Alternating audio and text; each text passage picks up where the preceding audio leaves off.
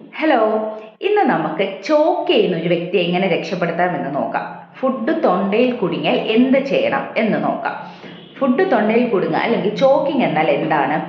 നമ്മുടെ ത്രോട്ടിൽ നിന്ന് രണ്ട് പൈപ്പ് പോകുന്നുണ്ട്, വിൻ പൈപ്പും ഫുഡ് പൈപ്പും.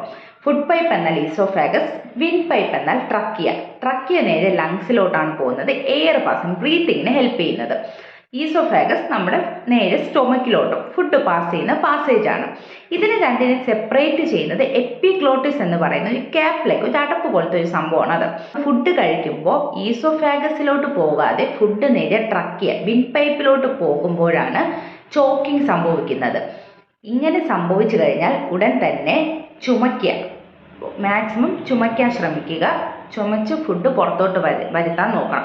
അത് സാധിക്കുന്നില്ല എങ്കിൽ, ബുദ്ധിമുട്ട് കൂടുകയാണ് എങ്കിൽ, തൊട്ടടുത്ത് മറ്റാരുമില്ല, ഇപ്പോൾ നമുക്ക് സംഭവിക്കുകയാണ്, തൊട്ടടുത്ത് മറ്റാരുമില്ല എങ്കിൽ ഒരു കസേര അല്ലെങ്കിൽ ഒരു ടേബിളിൻ്റെ സഹായത്തോടു കൂടി നമ്മുടെ പൊക്കളിൻ്റെ മേൽഭാഗം, വയറ്റിൻ്റെ ഈ ഒരു ഭാഗം നന്നായിട്ട് ആ ഒരു ടേബിളിൽ അല്ലെങ്കിൽ കസേരയിൽ അമർത്തണം.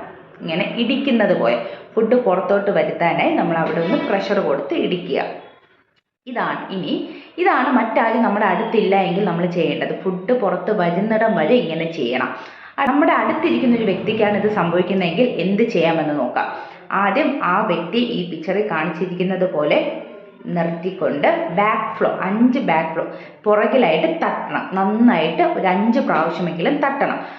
ചില കണ്ടീഷൻസിൽ ഇങ്ങനെ തട്ടുമ്പോൾ തന്നെ ഫുഡ് പുറത്തേക്ക് വരും. അങ്ങനെ വരുന്നില്ല എങ്കിൽ ഉടൻ തന്നെ നിങ്ങളുടെ കൈ ഇങ്ങനെ ചുരുട്ടി പിടിക്കുകയും ഒരു കൈയുടെ മുഷ്ടി ഇങ്ങനെ ചുരുട്ടി പിടിക്കുകയും അടുത്ത കൈ കൊണ്ട് അതിനെ കവർ ചെയ്യുകയും ചെയ്തതിന് ശേഷം ആ വ്യക്തിയുടെ പൊക്കിൾ മനസ്സിലാക്കി അതിന് മേലെയായി കൈ ഇങ്ങനെ കോർത്ത് പിടിച്ചു കൊണ്ട് അമർത്തണം.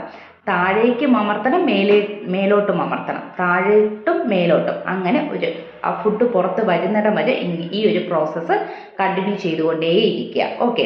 ഇൻ കേസ് ആ വ്യക്തി കുഴഞ്ഞു വീഴുകയാണെങ്കിൽ ഉടൻ തന്നെ നമ്മൾ CPR കൊടുക്കാൻ സ്റ്റാർട്ട് ചെയ്യണം. അപ്പോൾ തന്നെ ഒരു ആംബുലൻസും ഓൺ കോൾ വിളിക്കണം.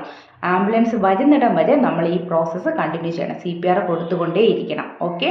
അപ്പോൾ ഇതാണ് നമ്മൾ ചോക്കിംഗ് സംഭവിച്ചാൽ ചെയ്യേണ്ടതെന്ന് പറയുന്നത്. ഇതിനെ ഹൈംലെക്ക് മാനുവർ എന്നാണ് പറയുന്നത്. Okay, thank